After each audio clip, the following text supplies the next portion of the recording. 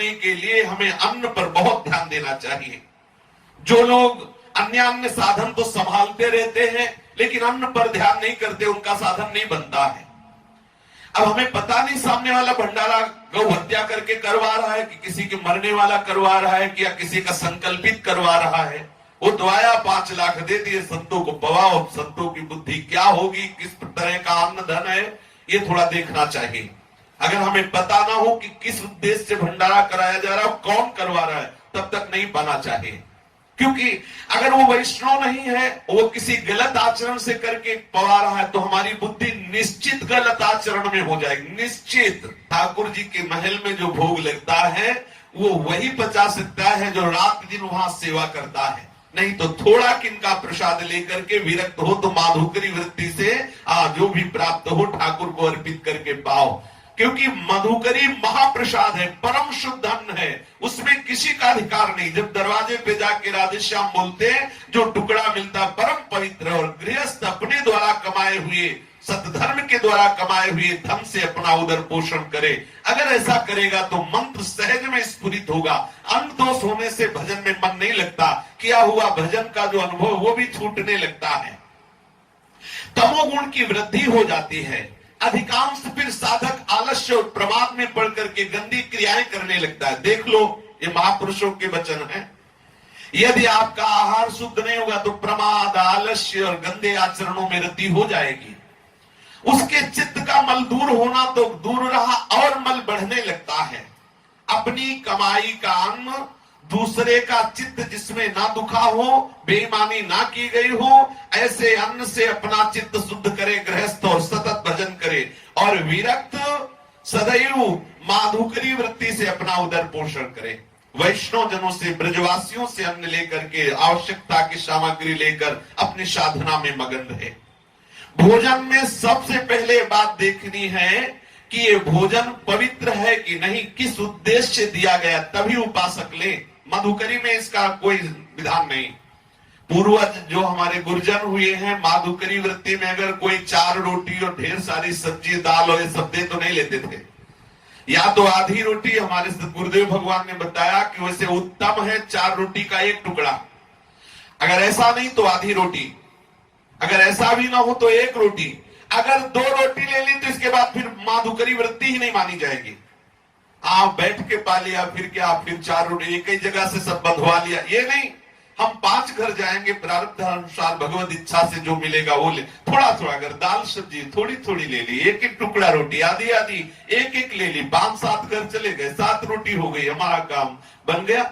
जो मनाया शुद्ध, एक आज पाया, अगर बच गई तो कल पाया। माधुकरी में बासी अन्न नहीं माना जाता, माधुकरी को बासी नहीं कहते। महापुरुषों ने तो 10-10 दिन, 20-20 दिन की रोटी मांग के लाके उसे टांग दी, उससे पाते रहे हैं।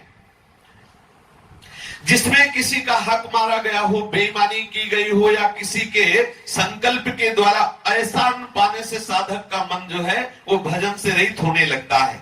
जब कभी तुम्हारा भजन छूटे और कामना जागृत हो तो 2 बात देख लेना, या तो भोजन गलत हो गया, वैष्णव अपराध बन गया, नहीं तो साधक जो भजन करता है उसका भजन छूटना और काम आदि दोष आना हो ही नहीं सकता। जहां भजन है वहां काम कहां है। अगर आ रहा है तो 2 बात देख लो, भोजन अशुद्ध हो गया या कोई वैष्णव अपराध बन गया।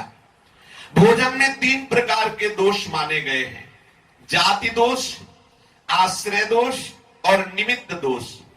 जाति दोष वो है जो स्वभाव से ही कई पदार्थों में रहता है, जैसे प्याज है, लहसुन है, शलगम है, गाजर है, ये जाति दोष युक्त आहार है, इसे नहीं पाना चाहिए। जो शास्त्र कह रहा नहीं पाना चाहिए, बिना प्रश्न किए हमें छोड़ देना चाहिए, वो नहीं पाना चाहिए। प्याज, लहसुन, शलगम और गाजर ये जाति दोष पदार्थ है, इसे पाने से बुद्धि भ्रष्ट हो जाती है। देखो अभी पीछे निकला था कि जो प्याज लहसुन पाते हैं उनको मरने के बाद जो है वो प्रेत योनि की प्राप्ति होती। प्राय हर संप्रदाय में निषेध। हमें तो नहीं लगता किसी वैष्णव उपासना में या किसी उपासना में अगर प्याज लहसुन का तो कहीं हमने नहीं देखा। आदि गुरु भगवान शंकराचार्य की उपासना में पहले ही बोल देते हैं तुम्हारे यहाँ अगर भिक्षा में प्याज लहसुन हो तो हमें मत देना। हमने देखा है प्याज लहसुन गाजर ये जो निषेध है शलगम आदि ये हमें नहीं पाना चाहिए, क्योंकि ये भजन विरोधी पदार्थ है। स्थान के कारण बहुत सी वस्तुएं अपवित्र हो जाती है। जैसे दूध है, शराबी के घर का हो तो नहीं पीना चाहिए। अब यहां तो मिलेगा ही नहीं, क्योंकि सबके घर में शराब चलती है।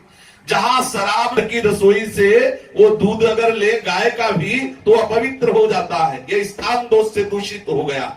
मान लो शराब की बोतल वही रखी, वही गाय का दुहा हुआ दूध रखा है, इतनी अपवित्र है शराब की, वो दूध उपासक के पीने लायक नहीं रह गया। फिर सोचो जो शराब पीते उनका हृदय कितना पवित्र होगा। और कहते हैं कि अरे क्या है, वो तो ड्रिंक करते हैं, यहां ड्रिंक करो ये, और वहां यमराज तुम्हें ड्रिंक करवाएंगे। जलता हुआ खोलता हुआ लोहा, भागवत में लिखा है खोलता हुआ लोहा जबरदस्ती उसको पिलाया जाता है। लो गए थे भजन करने, जिभ्या से नाम जप नहीं किया, दूसरों का मांस खाया, शराब पी तो भोगो। अपवित्र हो जाता है वस्तु स्थान से। जैसे जिस रसोई में कभी मांस बना हो, चाहे वो त्रिवेदी हो चाहे द्विवेदी हो, वहां का भोजन नहीं लेना चाहिए, क्योंकि वो रसोई भ्रष्ट हो गई, वो रसोई हमारे भोजन के योग्य नहीं है। बहुत समय धीरे धीरे गलत आता जा रहा है। कहां मधुकरी मांगे। जो शराब ना पीता हो, जो मांस न खाता हो, जो ऐसे आचरण ना करता हो, उसके यहाँ अन्न लेने से हृदय बड़ा पवित्र होता है। अब